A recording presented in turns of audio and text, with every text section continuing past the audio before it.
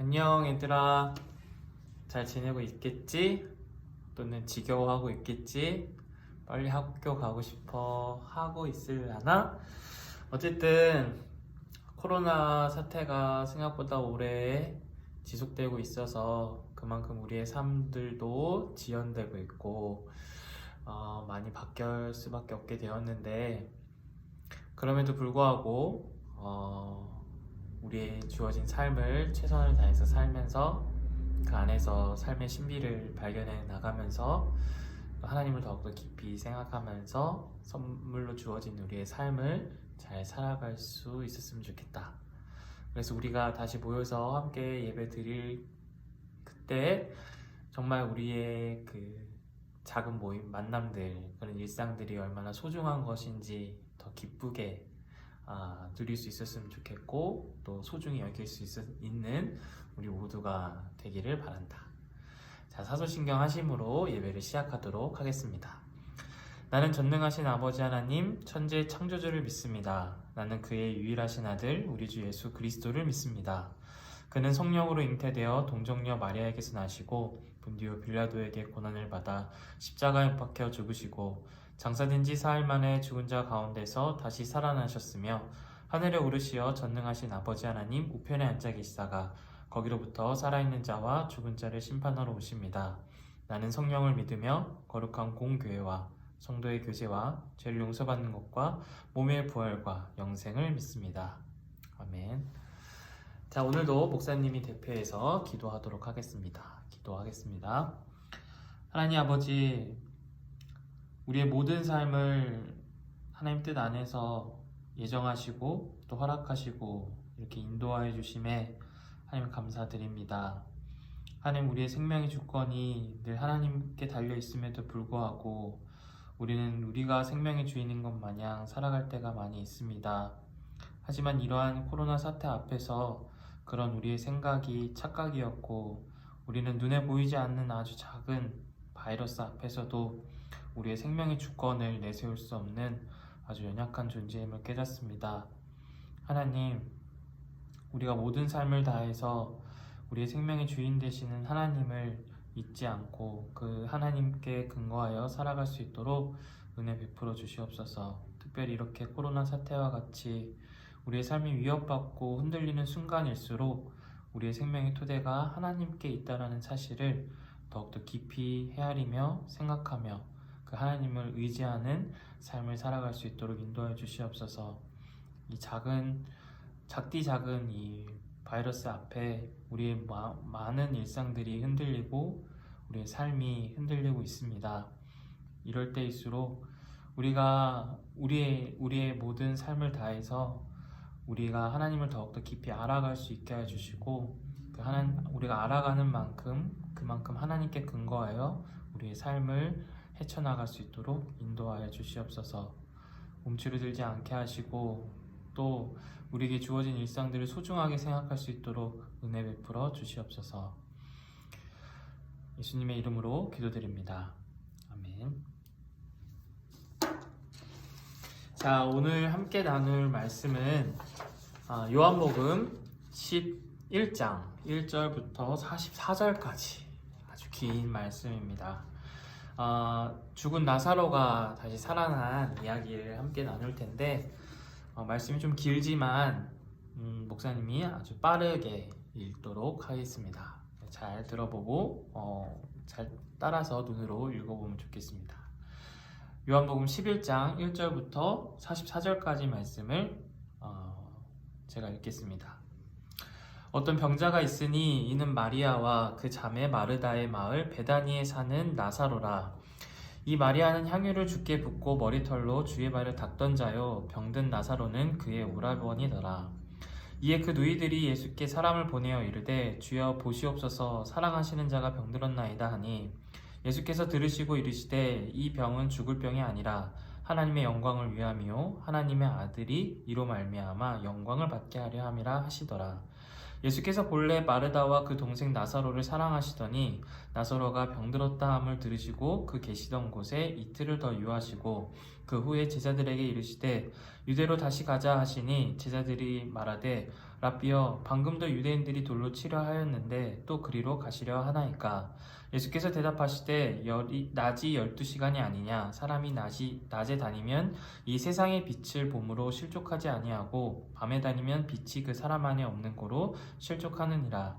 이 말씀을 하신 후에 또 이르시되 우리 친구 나사로가 잠들었도다. 그러나 내가 깨우러 가노라. 제자들이 이르되 주여 잠들었으면 낫겠나이다 하더라. 예수는 그의 죽음을 가리켜 말씀하신 것이나 그들은 잠들어 쉬는 것을 가리켜 말씀하신 줄 생각하는지라. 이에 예수께서 밝히 이르시되 나사로가 죽었느니라. 내가 거기 있지 아니한 것을 너희를 위하여 기뻐하노니 이는 너희로 믿게 하려 함이라. 그러나 그에게로 가자 하시니 디두모라고도 하는 도마가 다른 제자들에게 말하되 우리도 주와 함께 죽으러 가자 하니라. 예수께서 와서 보시니 나사로가 무덤에 있은지 이미 나으리라.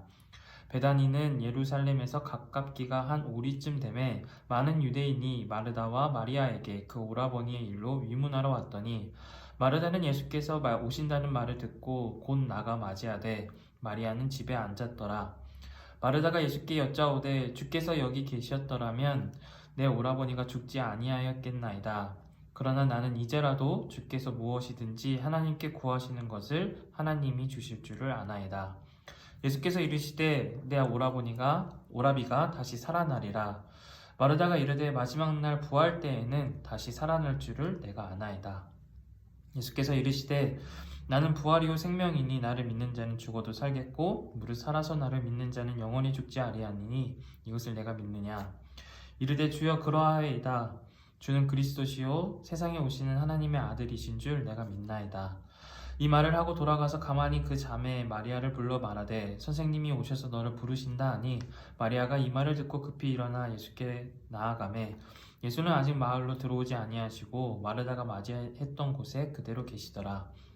마리아가 함께 집에 있어 위로하던 유대인들은 그가 급히 일어나 나가는 것을 보고 곡하러 무덤에 가는 줄로 생각하고 따라가더니 마리아가 예수 계신 곳에 가서 배웠고 그 발 앞에 엎드려 이르되 주께서 여기 계셨더라면 내 오라버니가 죽지 아니하였겠나이다 하더라.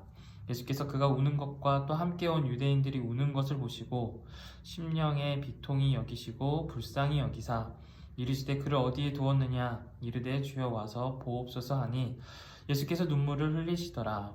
이에 유대인들이 말하되 보라 그를 얼마나 사랑하였는가 하며 그 중에 어떤 이는 말하되 맹인의 눈을 뜨게 한 이 사람이 그 사람은 죽지 않게 할 수 없었더냐 하더라. 이에 예수께서 다시 속으로 비통히 여기시며 무덤에 가시니 무덤이 굴이라 돌로 막았거늘 예수께서 이르시되 돌을 옮겨 놓으라 하시니 그 죽은 자의 누이 마르다가 이르되 주여 죽은 지가 나흘이 되었음에 벌써 냄새가 나나이다. 예수께서 이르시되 내 말이 내가 믿으면 하나님의 영광을 보리라 하지 아니하였느냐 하시니 돌을 옮겨 놓으니 예수께서 눈을 들어 우러러보시고 이르시되 아버지여 내 말을 들으신 것을 감사하나이다. 항상 내 말을 들으시는 줄을 내가 알았나이다. 그러나 이 말씀을 하옵는 것은 둘러선 무리를 위함이니 곧 아버지께서 나를 보내신 것을 그들로 믿게 하려 함이니이다. 이 말을 하시고 큰 소리로 나사로야 나오라 부르시니 죽은 자가 수족을 배로 동인 채로 나오는데 그 얼굴은 수건에 쌓여 있더라. 예수께서 이르시되 풀어놓아 다니게 하라 하시니라. 아멘. 좀 길었지만 너희들이 잘 알고 한 번쯤은 들었던 내용의 이 말씀을 가지고 오늘 함께 말씀을 나눠보도록 하겠습니다. 우리가 여행을 가거나 우리가 여행을 갔던 것처럼 여행을 가거나 또는 요리를 할 때 또는 콘서트 티켓팅 같은 어떤 중요한 일들을 할 때 너희들은 어떤 방식으로 그것을 준비할 때가 있었니? 예를 들면 어디 모르는 데를 간다든지 또는 한 번도 해보지 않은 일들을 할 때에 그것들을 잘하고 어떤 성공할 수 있는 방법들을 우리가 찾아보게 될 거야.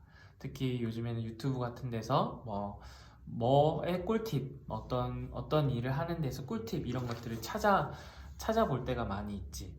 예를 들면 동대문 엽기 떡볶이를 맛있게 먹는 꿀팁 같은 거. 우리가 직접 해보지 않으면 모르는 그리고 직접 해볼 때만 알 수 있는 어떤 팁들을 미리 알아서 그것들을 참고해서 해봄으로써 성공 확률을 높이는 거지. 여행도 그렇고 요리도 그렇고 뭐 다른 어떤 시도들을 할 때에 우리가 그런 꿀팁들을 찾아볼 때가 많이 있어.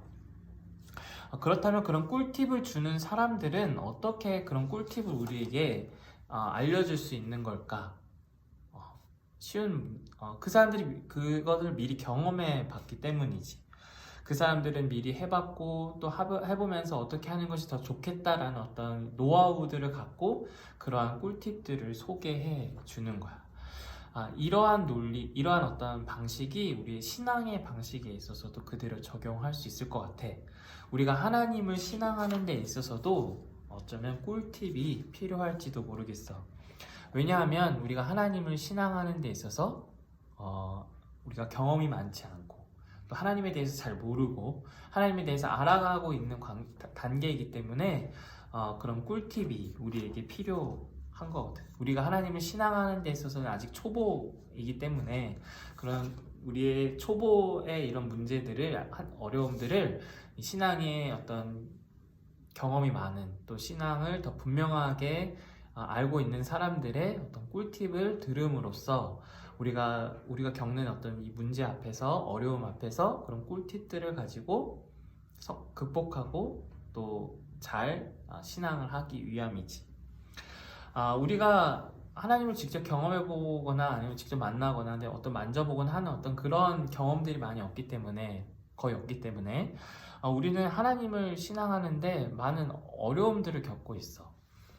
그게 뭘까? 너희들이 하나님의 존재가 와닿지 않고 하나님을 신앙하는 게 뭔지 잘 모르겠다라고 생각할 때에 그런 어려움의 실체들은 뭘까? 쉽게 생각하면 정말 하나님은 존재하실까? 또 하나님의 능력은 정말 그렇게 위대하실까? 우리 모든 존재하게 하고 또 이 세상의 정말 주인이 하나님이실까? 하는 어떤 그런 의문들을 가질 수 있을 거야. 왜냐하면 그런 하나님을 직접 본 적도 없고 만난 적도 없고 경험한 적도 없기 때문에 우린 그런 의문들을 가질 수 있고 그런 것들에 있어서는 아직 우리는 하나님에 대해서 잘 모르는 단계에 있기 때문이지. 이런 질문들의 명쾌한 해답을 알고 있지 못한다는 게 지금 우리 신앙의 초보로서 우리가 갖고 있는 한계들이야. 그렇다면 이러한 문제, 어려움, 우리가 겪고 있는 이런 문제, 어려움에 있어서 우리와 같지 않은 하나님을 분명히 경험하고 말하고 있는 사람들이 주는 신앙의 꿀팁 같은 것들은 뭘까? 그들의 명쾌한 해답은 무엇일까? 어떤 것들이 있을까? 이런 거에 대한 해답을 주는 게 바로 요한복음의 말씀 속에 많이 담겨져 있어. 그래서 오늘은 우리가 요한복음 말씀을 통해서 특별히 나사로가 다시 살아난 이 이야기를 통해서 우리가 하나님을 신앙하는데 겪는 어려움들, 문제들이 무엇인지, 그리고 이것을 똑같이 경험했지만 그러나 극복되고 그 성공한 사람들의 경험은 무엇인지, 그리고 그 사람들이 우리에게 전해주는 꿀팁, 그 꿀팁이 무엇인지 함께 살펴보고자 해. 그러면 우리 이제 말씀 속으로 들어가서 이 내용 속으로 한번 들어가 보자. 마르다와 마리아가 처한 상황은 어떤 상황이지? 여기서 등장인물이 마르다, 마리아, 그리고 나사로, 그리고 예수님, 이렇게 주요 인물들이 등장을 하고 또 유대인 사람들도 등장을 하고 있어. 그래서 마르다와 마리아, 나사로는 가족이야. 그래서 마르다와 마리아는 여자고 나사로는 남자인데 오빠였어. 제일 나이가 많은 오빠였던 것 같아. 근데 안타깝게도 나사로가 죽었어. 병이 들어서 죽었어. 그래서 마르다와 마리아는 그 오빠의 죽음 앞에서 굉장히 절망하고 슬퍼하고 무기력하고 포기한 상태로 그려지고 있지. 또 사람들은 와서 그런 마르다와 마리아를 위로해주고 있었어. 그들의 슬픔의 아주 근원적인 원인은 오빠가 죽었다라는 사실이야. 이 죽음이라는 운명 앞에서 오빠를 다시는 볼 수 없고 만날 수 없고 얘기할 수 없고 같이 소통할 수 없고 이렇게 삶을 계속 이어나갈 수 없다라는 이 사실 앞에서 그들은 무한한 어떤 절망을, 안타까움을, 슬픔을 경험할 수밖에 없었어. 왜냐하면 돈을 잃는 거나 또는 집이 없어지는 거나 하는 것과는 다르게 죽는다라는 것은, 사람이 죽는다는 것은 되돌릴 수가 없기 때문에, 다시 회복할 수가 없기 때문에, 한번 일어나면 끝이기 때문에, 그러한 이 죽음이라는 것은 더 어떠한 상실감보다, 어떤 우리 삶에서 일어나는 어떠한 부정적이고 나쁜 일들보다 어려운 문제야. 슬픔의 그 강도가 굉장히 크게 다가오는 일이 바로 이 죽음에 관한 문제이지. 그래서 죽음은 우리 인간에게 작동하는 가장 강력한 힘이고 또 문제이고 장애물이며 공포의 대상이라고 할 수 있어. 마르다와 마리아도 마찬가지였겠지. 그녀들이 마르다와 마리아가 사랑했던 오빠 나사로가 죽었다라는 사실, 그리고 여기서 보면 부모가 등장하지 않아. 그러니까 어쩌면 유일한 가족이었을지 몰라, 이 세 명이. 그렇게 가족이 얼마 남지 않은 가족이 얼마 없는데 그때 오빠가 죽었다라는 것은 그들이 어떤 보호자를 잃은, 그들이 마음적으로 육체적으로 의지하고 있던 대상을 잃어버린 그만큼의 큰 상실감과 슬픔을 경험하고 있었을 거야. 앞으로의 삶이, 오빠가 없는 삶을 어떻게 살아야 할지 아주 막막하게 다가왔을 거야. 그래서 사실 그들은 오빠가 죽기 전에 아직 병이 들어있을 상태였을 때에 오빠를 살리기 위해서 여러 가지 노력들을 했었어. 그 중에 하나가 무엇이었냐면 바로 예수님께 도움을 요청한 것이었어. 예수님이 계신 곳에 사람을 보내서 우리 오빠가 지금 병이 들었고 아주 위독한 상황 속에 있다라는 사실을 알림으로써 예수님의 도움을 요청했던 거지. 왜냐면 그들이 이 오빠가 병이 들었고 어쩌면 죽을지도 모른다라는 어떤 이 사실 앞에 예수님께 도움을 요청했던 이유는, 바로 그 예수님은 거의 요한복음 앞에 말씀을 보면 거의 죽어가던 왕의 신하의 아들을 고쳐주신 분이었어. 또 38년 동안 움직이지 못했던, 중풍병이라는 것에 걸려서 38년 동안 한 번도 움직여보지 못했던 사람을 단 한 번에 고쳐주신 분이셨어. 또한 5,000명이 넘는 사람들을 단 떡 5개, 물고기 2마리로 배불리 먹이셨던 분이셨지. 심지어 날 때부터 시력 장애인으로 태어나서 평생 한 번도 보지 못했던 사람을, 그의 눈을, 그 시각 장애를 고쳐주신 분이 바로 예수님이셨어. 그렇다면 예수님이라면 지금 병에 걸린, 그래서 어쩌면 죽을지도 모르는 나사로의 오빠 나사로를 예수님은 고치실 수 있겠다라는 생각을 했고, 그래서 그 예수님께 도움을 요청했던 것이었지. 그들이 예수님이라면 그들의 오빠도 고쳐주실 수 있겠다라고 믿을 수 있었던 것은, 그렇게 확신할 수 있었던 것은, 이 앞에서 말한 예수님이 행한 이런 기적들이 그냥 단순히 신통방통한 어떤 능력, 인간이 행할 수 있는 어떤 그런 차원의 일들이 아니라 오직 하나님만이 행하실 수 있는 어떤 일들의 표징들이었기 때문이야. 그러니까 38년 된 병자가 일어난다는 것, 또 한번 시력 장애인으로 태어나서 평생 한 번도 눈으로 보지 못했던 사람이 고침을 받는다는 것, 이것은 그냥 보통 인간들이 갖고 있는 어떤 의술이나 어떤 노력들로 이루어질 수 있는 그런 차원의 일이 아니라 오직 하나님이 행하실 수 있는 일을 드러내고 그 일을 대신해서 행하는 사람이라는 그러한 믿음과 확신이 그 예수님께 있었기 때문에, 그들은 이 나사로 오빠가 죽게 되는 그 상황에서 그 하나님의 능력을 행하실 수 있는 예수님께 도움을 요청하기로 결정했던 것이지. 그러니까 그들이 이 예수님께 도움을 요청했다라는 사실은, 그들은 하나님이 어떤 전능한 주권을 갖고 계시고 그러한 능력을 행하시는데, 그러한 능력을 행하실 때 예수님을 통해서 그 하나님의 능력을 경험할 수 있다라는 어떤 확신, 그런 지식, 어떤 그런 믿음이 있었기 때문에 다른 사람이 아닌 예수님께 도움을 요청했던 거야. 그들은 첫째 하나님을 신앙했고 그 하나님을 예수님을 통해서 경험할 수 있었다라는 믿음 때문에 그들은 이 오빠가 죽을지도 모른다는 이 절체절명의 위기, 어려움, 문제 앞에서 예수님께 그 도움을 요청했다라는 거야. 근데 안타깝게도 예수님은 나사로가 죽은 지 4일이나 지난 뒤에나 오시게 되었어. 예수님이 그들이 머물고 있던 베다니라는 마을에 갔을 때에는 이미 장례를 치른 지 사흘이나 지난, 아까 나사로가 죽은 지 사흘이나 지난 시간이었어. 이미 장례를 다 치른 뒤였지.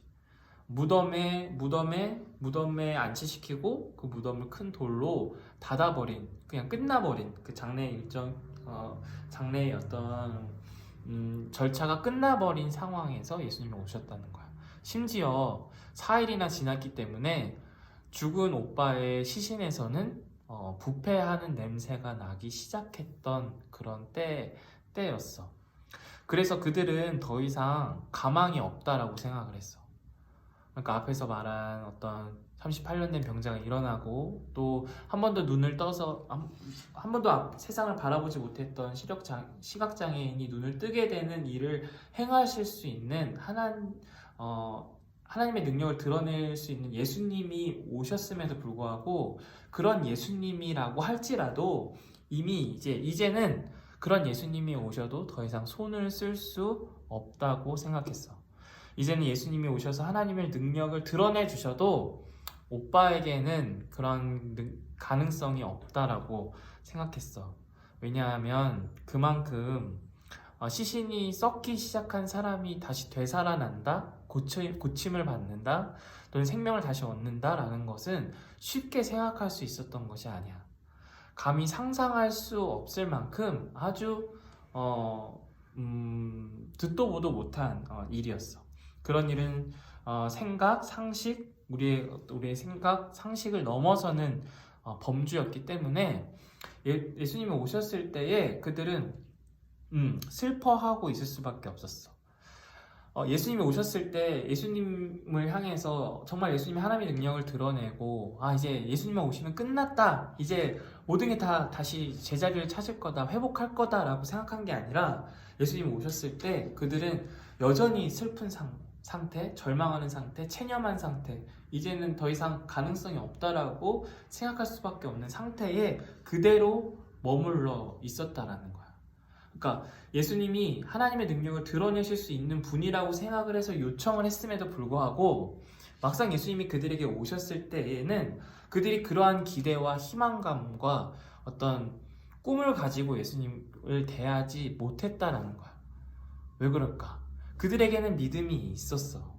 그들은 예수님이 오시면 그 전에 막 그런 사람들을 고쳐주고 병을 낫게 해주고 또 그렇게 기적을 행해 주셨던 것처럼 행해 주실 거라는 확신과 믿음을 가지고 예수님께 요청을 했음에도 불구하고 막상 예수님이 오셨을 때에는 더 이상 그런 기대와 더 이상 그런 요청과 더 이상 그런 어떤 희망을 가지고 예수님을 기뻐하면서 맞이한 게 아니라 슬픔으로, 뭔가 안타까움으로, 체념으로, 절망으로 예수님을 맞이할 수밖에 없었다라는 거지. 왜일까? 왜 그들은 그럴 수밖에 없었을까?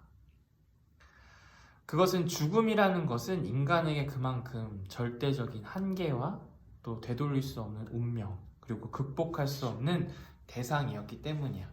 그러니까 죽기 이전에 예수님이 오셨으면 살리실 수 있었겠지만 이미 죽었기 때문에, 그리고 죽은 지 사흘이나 지났고 시신에서는 썩는 냄새가 나는 지금 이때에는 예수님도 어찌할 수 없다라고 생각했다는 거지. 그만큼 죽음이라는 대상을, 그 운명을 크게 생각했다라는 거야.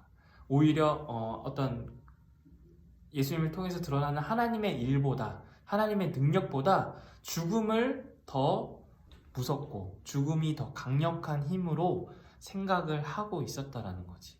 그래서 이제 예수님이 오셔도 기쁘지가 않은 거야. 예수님이 오셔도 아쉬움만 남는 거야. 예수님이 오셔도 더 뭐 요청할 게 없는 거야. 왜냐? 죽음이라는 게 그들에게는 너무 강력한, 정말 강력한 힘이었고, 이 죽음 앞에서는 그 누구도 어찌할 수 없다라고 생각했기 때문이지.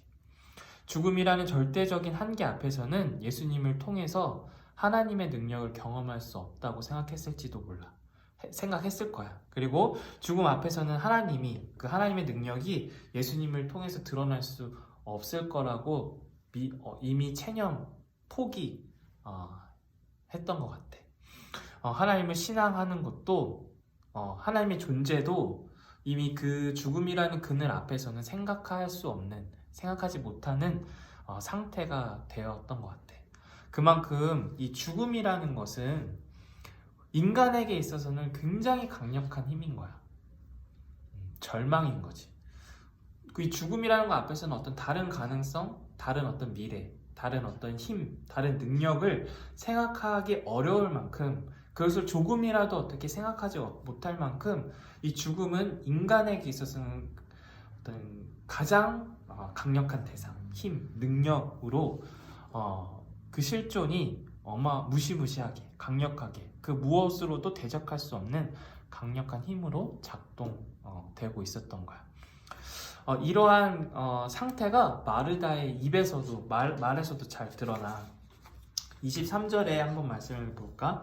23절에 보면 예수님께서 그런 놀라운 기적들을 행하셨던 예수님이 마르다에게 내 오라비가 다시 살아나리라 라고 말씀을 하셔. 예수님이 네 오빠가 지금 죽었지만 다시 살아날 거다 라는 말을 먼저 해주셔. 마르다가 요청하지 않았는데도. 근데 마르다는 그 말에 어떻게 반응을 하냐면 24절에 마르다가 이르되 마지막 날 부활 때에는 다시 살아날 줄을 내가 아나이다. 그러니까 지금 예수님이 나사로가 살아날 거라고 얘기를 하는데도 그냥 그게 지금 예수님을 통해서 일어날 일이 아니라 언젠가는 그 마지막 날에는 하나님이 그 일들을 행하시는 걸 저도 압니다 라는 식으로, 지금은 그 능력과 힘이 작용할 수 없다라고 그렇게 체념하고 얘기를 하고 있는 거야.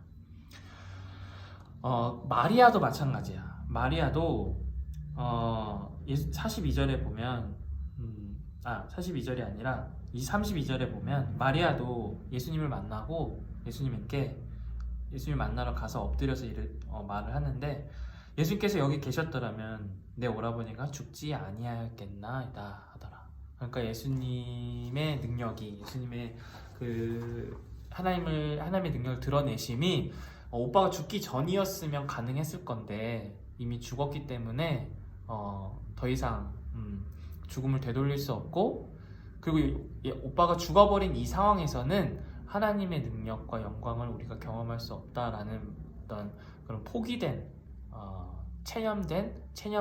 체념해버린 그런 말을 마리아도 하고 있어.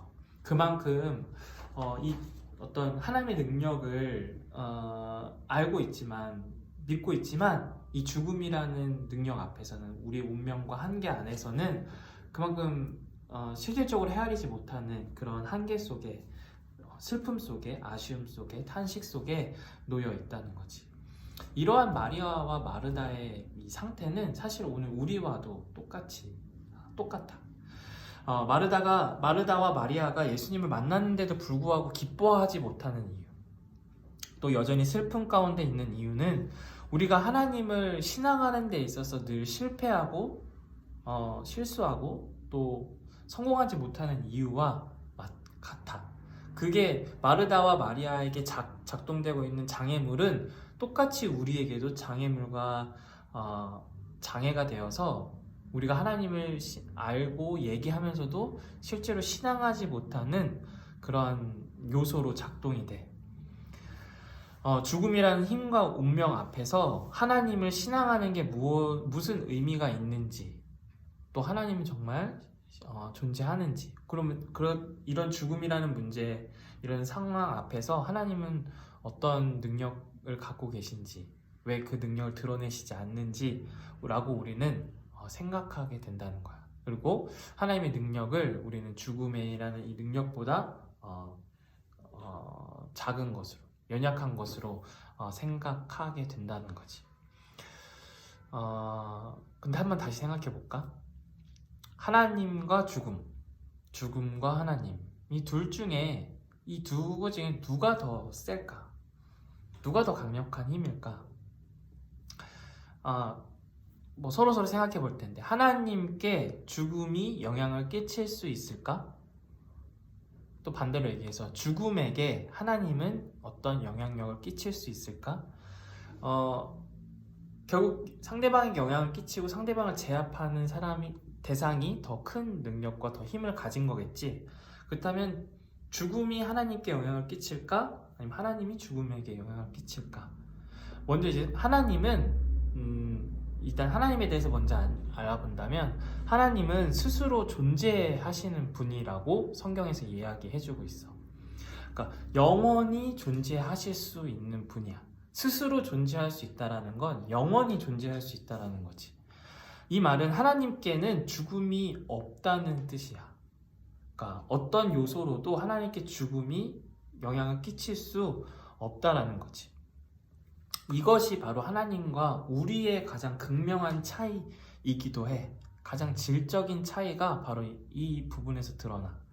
상대적으로 비교해 보자면 우리는 스스로 존재할 수가 없는 존재들이야. 피조물이야. 우리가 존재하는 데 있어서 필수적으로 필요한 것들, 요소들은 다 외부에서 공급을 받아야 돼.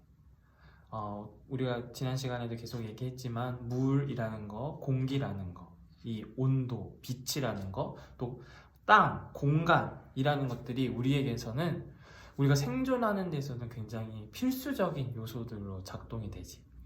이런 것들로부터 우리가 공급을 받지 못하면, 이런 것들에서 어떤 유기물이나 무기물, 어떤 에너지들을 공급받지 못하면 우린 스스로 우리의 생명을 유지할 수 없는, 존속시킬 수 없는 존재야. 그래서 이런 것들이 공급되지 않는다면 거기에서 이제 죽음이 깃드는 거지. 죽음의 영향을 우리는 받을 수밖에 없다라는 거야. 하지만 하나님은 아니야. 하나님은 물을 필요로 하지 않으셔. 하나님은 공기도 필요하지 않으셔. 하나님은 빛도 필요로 하지 않으셔. 오히려 물, 빛, 공기, 어떤 공간, 땅, 이런 것들을 존재하게 하시는 분이 바로 하나님이셔. 오히려 그런 것들을 존재하게 하실 수 있는 분이신 하나님은 그러므로 스스로 존재하실 수 있는 분이고, 또 영원히 존재하실 수 있는 분. 다시 말하면 죽음이 하나님께 조금의 영향도, 어떤 영향도 끼칠 수 없는 그런 분이신 거예요. 오히려 하나님은 죽음이라는 대상에게 죽음을 선고하실 수 있는 분이에요. 그러니까 죽음이라는 어떤 힘, 죽음이라는 어떤 세력, 죽음이라는 어떤 그 대상에게 그것의 끝, 그것의 멸망, 그것의 마지막을 선고하실 수 있는 분이 하나님이시다라는 거야. 왜냐하면 하나님은 스스로 존재하실 수 있을 뿐만 아니라 모든 것들을 창조하실 수 있는 분이시지. 그렇다면 모든 것을 창조하실 수 있는 분은 그 하나님의 능력을 무한히 행하신다면 이 죽음이라는 능력이 깃들지 못하도록 무한히 그 생명을 공급하심으로 죽음이 더 이상 틈타지 않게 하실 수 있는 분이야. 그러니까 죽음의 능력을 끝내실 수 있는, 효용없게 만드실 수 있는, 무능력하게 만드실 수 있는 분이 바로 하나님이시지. 그리고 그 죽음이라는 것 자체에 죽음을 선고하심으로써 죽음이라는 것이 이 세상에 존재하지 않을 수 있도록 하실 수 있는 분이 바로 하나님이셔. 우리가 믿는 하나님은 그런 능력을 갖고 계신 분이에요. 하나님은 그래서 죽음 이편에도 계실 수 있고 죽음 너머에도 계실 수 있어. 왜 하나님에게서는 그게 어떤 문제가 되지 않아. 이렇게 얘기하는 건 우리의 기준이야. 우리에게 있어서 너무나도 절대적인 한계가 죽음이라고 그랬지. 이 죽음이라는 것 안에서 우리는 삶을 헤아리고 죽음 너머에 있는 세상은 우리는 알지 못해. 이 죽음이 우리에게는 가장 강력한 경계선이자 한계지. 하지만 하나님에게서는 죽음 이쪽이나 죽음 너머나 하나님께 있어서는 아무런 차이가 없는 거야. 어떤 그 경계선이 없는 거지. 그 경계선이 우리에게서는 매우 높은 장벽일지 몰라도 하나님께 있어서는 아주 낮은 어떤 요소일 뿐이지. 그래서 하나님은 이쪽에도 또 이쪽에도 계실 수 있는 그런 놀라우신 분이야. 그런 존재가 그러므로 우리가 이런 죽음이라는 운명 안에 놓여 있는 우리가 그런 죽음 너머에 계신 하나님을 신앙한다고 했을 때 이 죽음이라는 상황 안에서 이 죽음이라는 한계 안에서 하나님을 경험하고 하나님의 존재를 증명하고 하나님을 헤아리려고 할 때에는 그게 늘 부분적이고 제한적일 수밖에 없다는 거지. 하나님이 죽음 이편에서 어떤 능력을 행해 주시면 우리가 하나님의 존재를 확인하고 경험할 수 있지만 하나님이 죽음 너머에서 그 능력을 행하시고 함께 하신다면 우리는 그 죽음이라는 장벽 때문에 그 높은 벽 때문에 하나님을 온전히 경험하고 알 수 없는 그런 상태에 놓이기 때문이야. 우리에게 죽음이 절대적이지만 하나님께는 죽음이 절대적이지가 않아. 마음껏 넘나드실 수 있고 죽음을 잊게 하실 수도 있고 없게 하실 수도 있는 분이 바로 하나님이야. 그렇기 때문에 우리의 문제이자 한계는 우리가 이 죽음이라는 장벽을 너무 절대적으로 여긴 나머지 죽음의 능력에 우리가 겁에 질린 나머지 죽음보다 크신 하나님을 이 세상의 방식 안에서 이 죽음이라는 장벽 안에서만 하나님을 헤아리고 경험하려고 하고 증명하려고 하기 때문에 결국 이 죽음 너머에까지 계실 수 있는 이 하나님을 신앙하는데 실패하게 돼. 어떨 때는 하나님이 있는 것 같아. 근데 어떨 때는 하나님이 없는 것 같아. 그래서 하나님을 신뢰할 만한 대상으로 우리가 여기지 못하는 거야.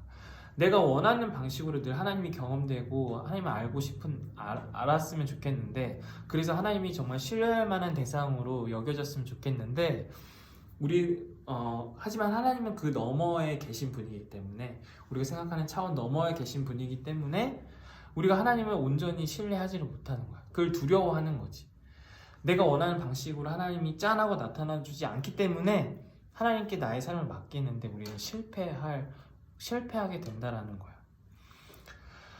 오늘 말씀에서 바로 마르다처럼 마르다도 하나님이 그 어떤 전능한 능력을 행하시는 분인 줄 알아. 죽은 나사로를 오빠를 살릴 수 있는 분이라는 그런 능력을 가지신 분이라는 것, 또 그런 능력을 행하신다라는 것을 알고 있어. 하지만 그게 먼 미래라고 생각한다든지 또는 알 수 없다라고 생각한다라는 거지. 하나님이 어떤 분이신지를 알지만 자신이 알고 있는 상식과 경험 안에서 불가능한 일로 여기며 하나님의 능력을 죽음보다 덜한 것이나 아니면 죽음과 비등한 것으로 여기든지 아니면 아주 막연하고 추상적인 것 또는 비현실적인 것으로 여기게 된다는 거야. 왜냐? 우리에게는 이 죽음이라는 운명이 그 현실이 너무 큰 장벽으로 작용하고 있기 때문에 어떨 때는 하나님이 보이다가 확인 능력이 어떤 건지 알다가도 또 죽음 너머에 있는 하나님의 능력은 우리가 알지 못하기 때문에 우리에게서는 늘 하나님이 왔다 갔다 하게 되는 거지. 오빠가 죽고 4일이나 시간이 지나서 시신이 부패가 되고 썩기 시작하고 냄새가 나기 시작한 지금 시점에서는 하나님도 또 하나님의 능력을 드러내는 예수님도 어찌할 수 없다고 생각하게 되었어. 더 이상 이제 이 일에 있어서는 어떠한 희망도 없다라고 생각하게 된 거야. 왜?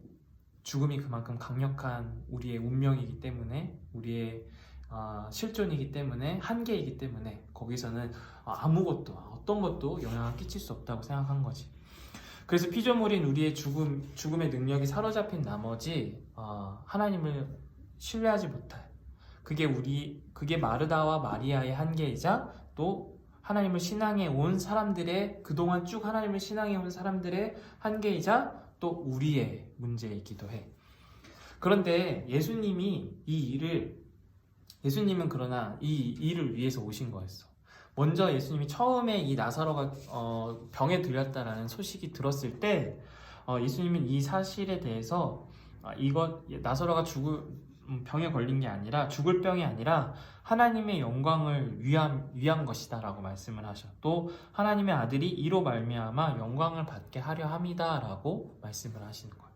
그러니까 예수님은 지금 나사로를 살리는 것 자체가 목적이라기보다는 지금 우리가 갖고 있는 어떤 하나님을 신앙하고 신뢰하는 데 있어서 갖고 있는 문제, 한계, 그것들을 극복시키고 하나님의 능력을 온전히 드러내기 위해서 이 나사로가 죽을 병에 걸린 이 사건을 대하고 계신 거지. 그러니까 예수님은 우리의 어떤 신앙의 문제를 해결해 주시고자 도움을 주시고자 이 일을 접근하고 계신다라는 거야. 그 하나님의 영광을 드러내기 위해서 지금 이 나사로가 죽은 이 사건을 대하고 계셔. 그 꿀팁이 그리고 그 예수님의 그 예수님이 이 사람들을 도와주시고 또 이 예수님의 도우심을 받은 이 사람들이 그들이 갖고 있는 문제가 해결되고 극복되는 경험을 했어. 그러니까 하나님을 신앙하는 데 있어서 우린 초보자들이야. 그래서 하나님을 신앙하는 데 있어서는 실패를 많이 해. 그것은 마르다와 마리아도 같은 실패를 하고 있었어. 하지만 예수님의 도우심을 받고 마르다와 마리아는 그들의 실패를 극복하고 성공할 수 있게 되었지.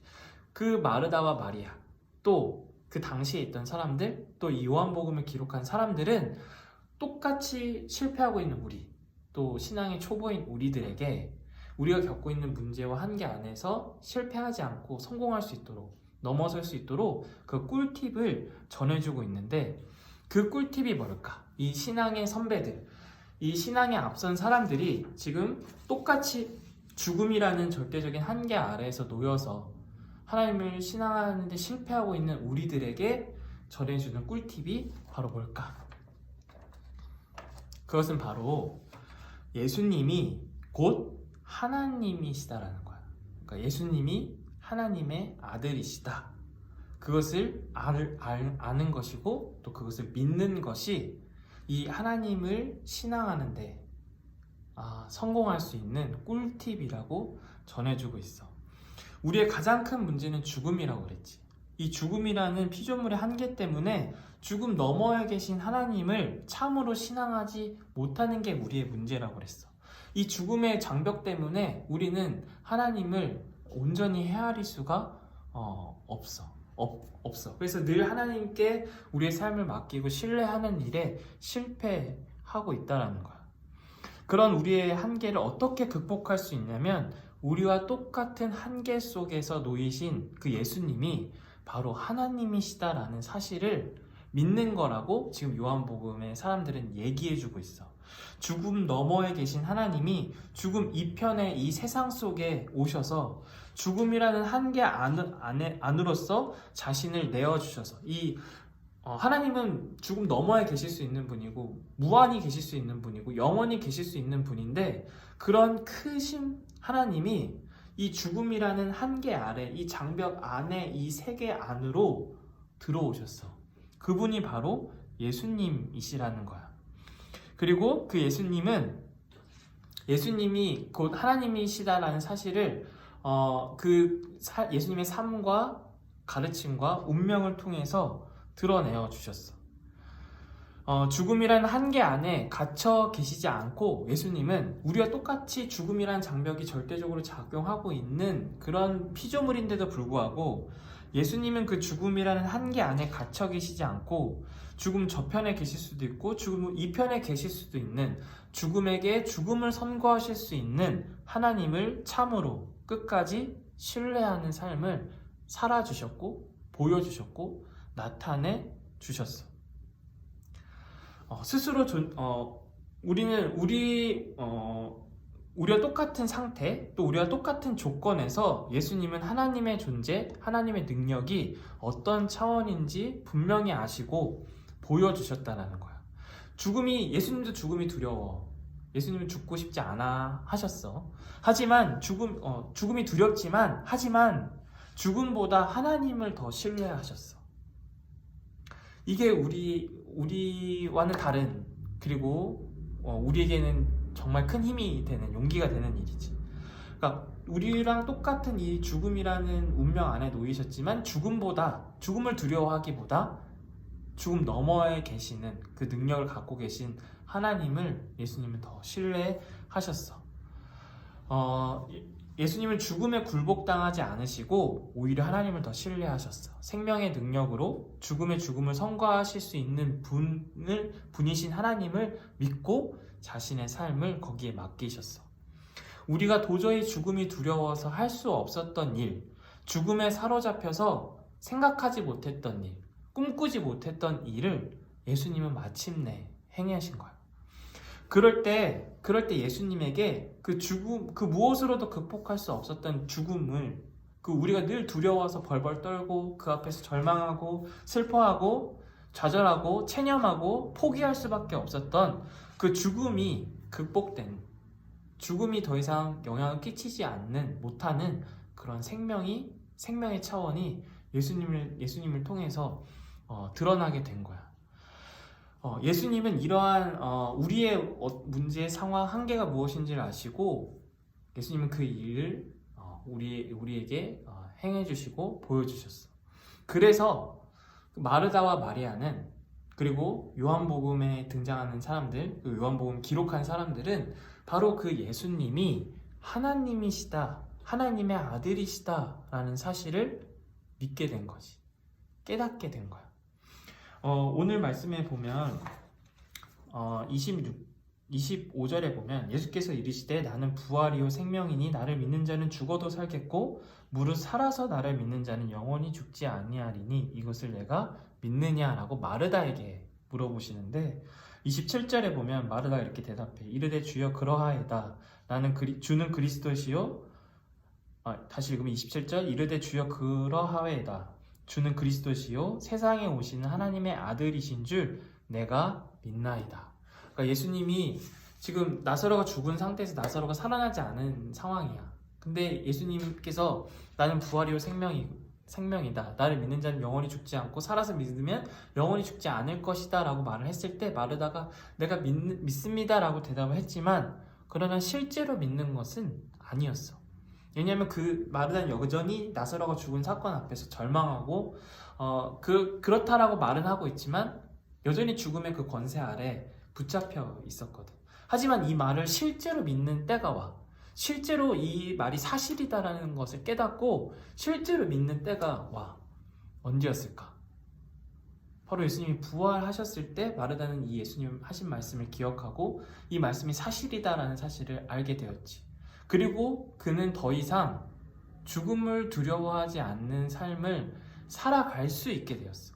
여전히 죽음이 두렵고 여전히 죽음이 막강한 세력으로 힘으로 작용하고 있지만, 그래서 우린 또 절망하고 포기하게 되기도 하고 체념하기도 하지만, 그러나 죽음에게 더 이상 굴복당하지 않는, 죽음 때문에 어떤 하나님의 능력을 제한하거나 그런 가능성을 생각하지 않거나 그런 꿈을 아예 포기해버리는 그런 삶이 아니라 예수님을 통해서, 하나님의 아들이신 예수님을 통해서 죽음 너머에 계시는, 그리고 죽음에게 죽음을 선고하실 수 있는 하나님의 능력을 깨닫고 죽음에게 이제 벌벌 떨지 않는, 오히려 온전히 굴복당하지 않는 그러한 힘을, 영향력은 받지만 그러나 죽음에게 완전히 지배당하지 않는 삶을 마르다는, 또 마리아는, 또 요한복음의 사람들은 살아갈 수 있게 되었다라는 거야. 그러니까 예수님을 통해서 죽음이 극복된 생명이 드러나게 될 때에, 하나님만이 행하실 수 있는 그 능력이 드러나게 될 때에 우리가 그동안 할 수 없었던 늘 오히려 그 죽음이라는 장벽 때문에 하나님을 신앙하는 일이 실패할 수밖에 없었던 일이 극복이 되고 벗어날 수 있게 되었다라는 거지.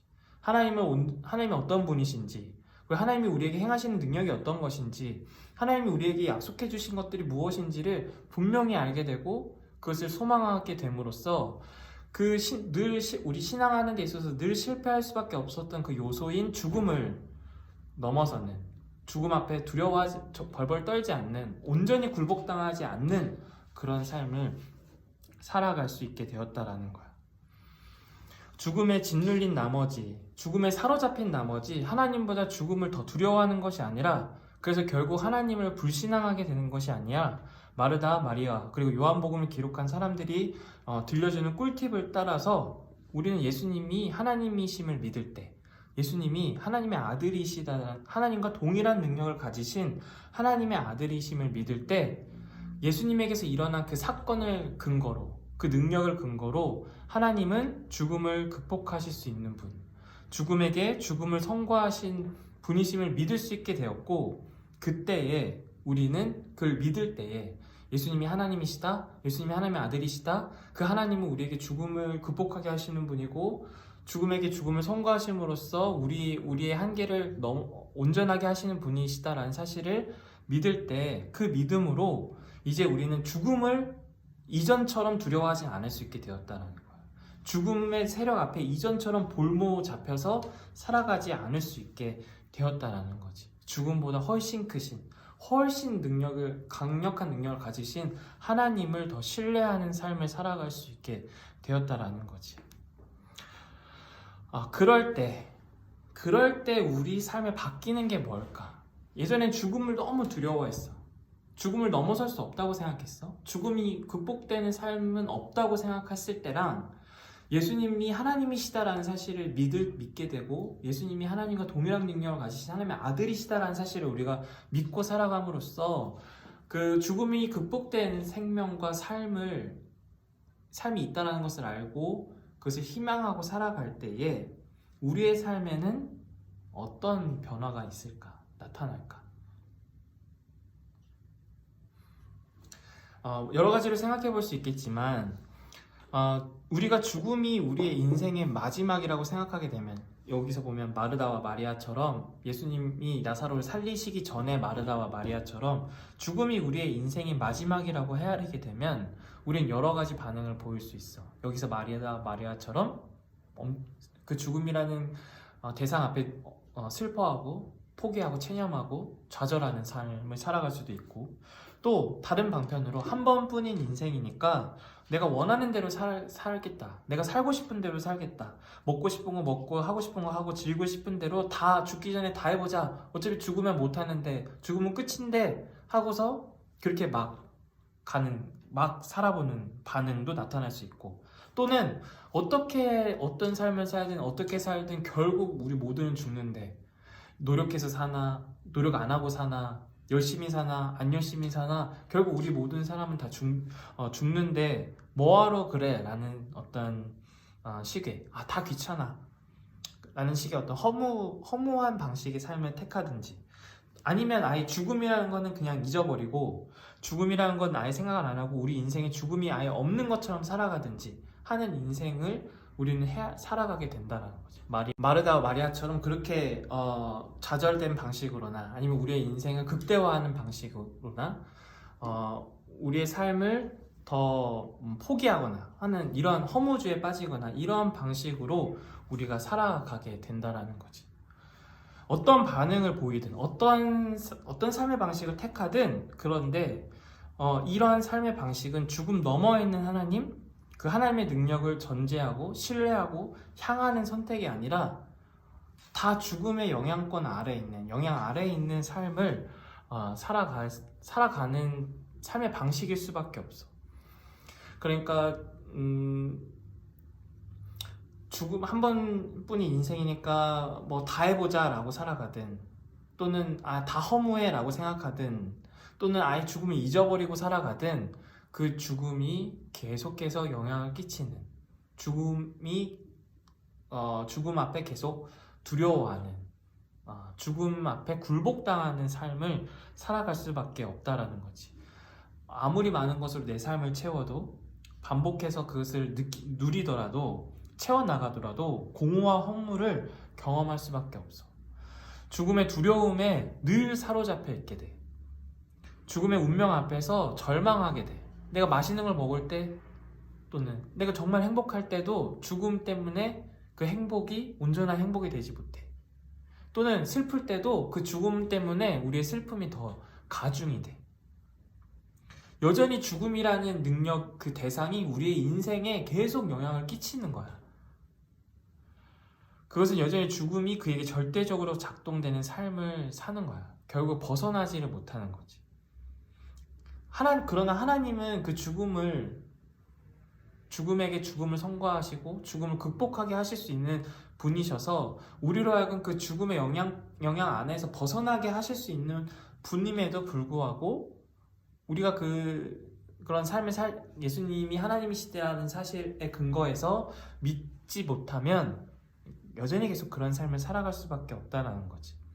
반대로 오늘 이 마르다 마리아 요한복음의 사람들이 전해주는 그 꿀팁을 따라서 예수님이 하나님이시다, 예수님이 하나님의 아들이시다라는 사실을 믿음으로 그 예수님에게서 드러난 그 사건을 가지고 부활의 그 능력을 가지고 하나님은 우리에게 생명을 주시는 분이고 우리에게 적대적으로 작용하고 있는 이 죽음을 넘어서게 하시는 분이고 죽음이 극복된 온전한 생명을 우리에게 주시는 분이시다라는 사실, 그 하나님이 예수님을 통해서 우리에게 도움을 주시고 우리로 하여금 그 죽음이 극복될 수 있도록 옆에서 도우시고 인도하시는 분이다라는 사실을 믿으면, 우리가 예수님이 하나님이시다라는 사실을 믿으면 거기에서 우리는 죽음을 더 이상 두려워하지 지금처럼 두려워하지 않는, 그러니까 그 전처럼 두려워하지 않을 수 있게 되고 그 죽음의 영향, 그 죽음의 능력 안에서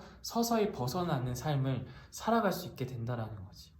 우리의 삶이 죽음이 마지막이 아니라 죽음 너머에 있는 죽음이 극복된 생명을 생각하고 그것을 소망하고 그것을 희망하는 삶의 방식을 살아갈 수 있다는 거야.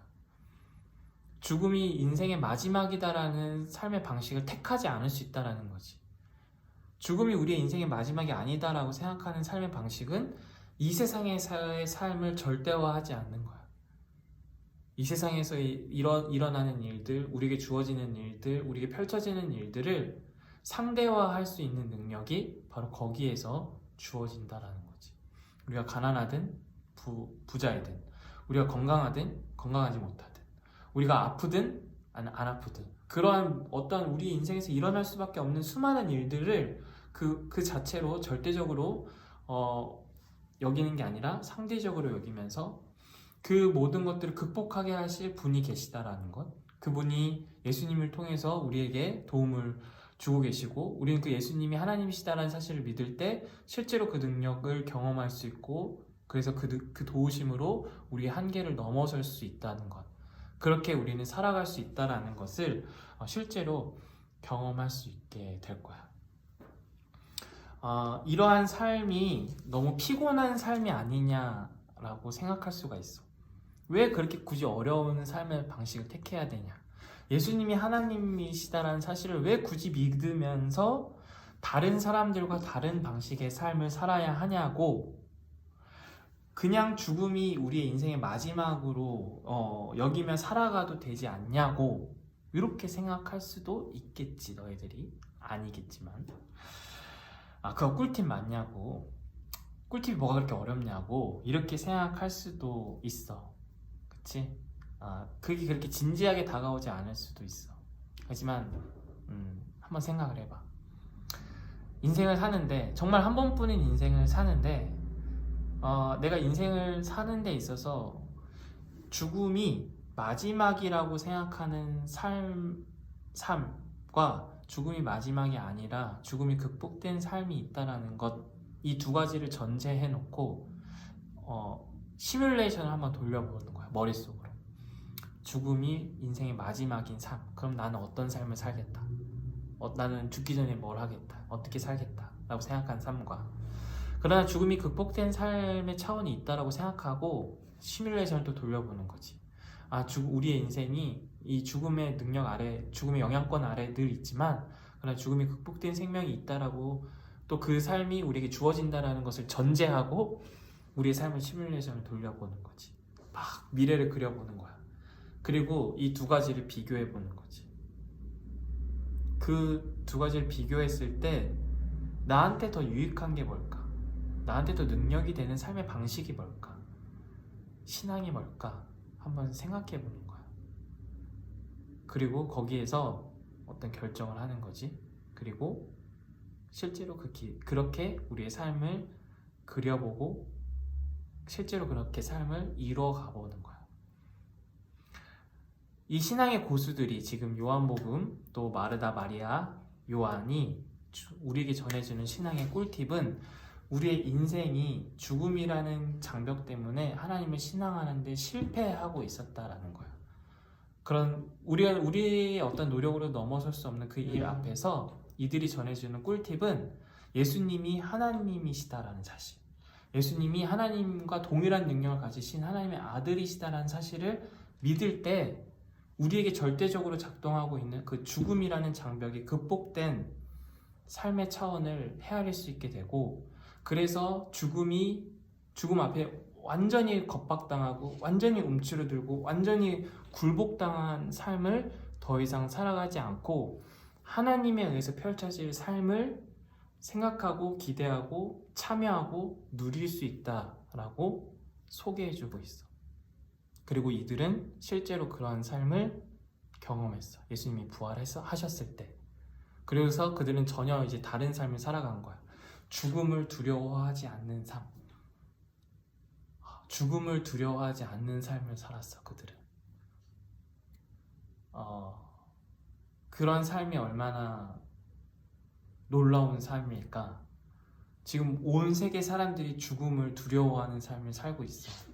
코로나라는 바이러스 앞에, 죽음이라는 그 운명 앞에, 한계 앞에 벌벌 떨면서 살고 있어. 전전긍긍해. 너무 두려워해. 그 사람들을 미워해. 죽을까봐. 하지만 이들은 이 하나님의 능력을 예수님을 통해서 경험함으로 죽음이 두렵지 않는 삶, 죽음에게 의해서 훼손당하지 않는 삶, 죽음 때문에 삶이 제한당하거나 삶이 어떤 움츠러들지 않는 삶을 살았어. 그거는 뭐 무대뽀 정신으로 살았다라는 게 아니야. 그냥 막 살았다는 게 아니야.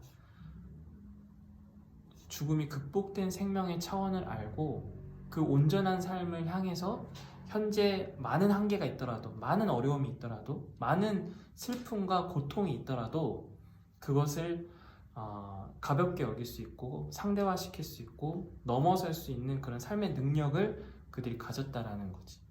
돈이 없어도 행복하고 건강이 없어도 행복한, 그것 때문에 내 인생, 내가 슬퍼하지 않는 삶, 그런 삶을 이들은 살았다라는 거지. 나는 너희들도 또 나도 그런 삶을 살았으면 좋겠어. 죽음이 두렵지 않는 삶, 죽음 앞에 겁박당하는, 죽음 앞에 움츠러들지 않는, 죽음이 훼손하지 않는 그런 삶, 그런 풍성한 삶, 온전한 삶을 우리 모두가 함께 살아갈 수 있었으면 좋겠습니다.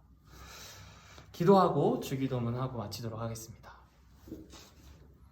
하나님 아버지, 오늘 나사로가 살아난 이야기를 통하여서 우리가 하나님을 신앙하는데 실패할 수밖에 없는 이유와 그런 실패했을 때 펼쳐지는 우리의 삶들의 내용과, 그러나 예수님의 도우심을 통해서 그 실패할 수밖에 없는 우리가 극복되고 온전해지고 성공할 수 있는 길이 무엇인지 함께 살펴보았습니다.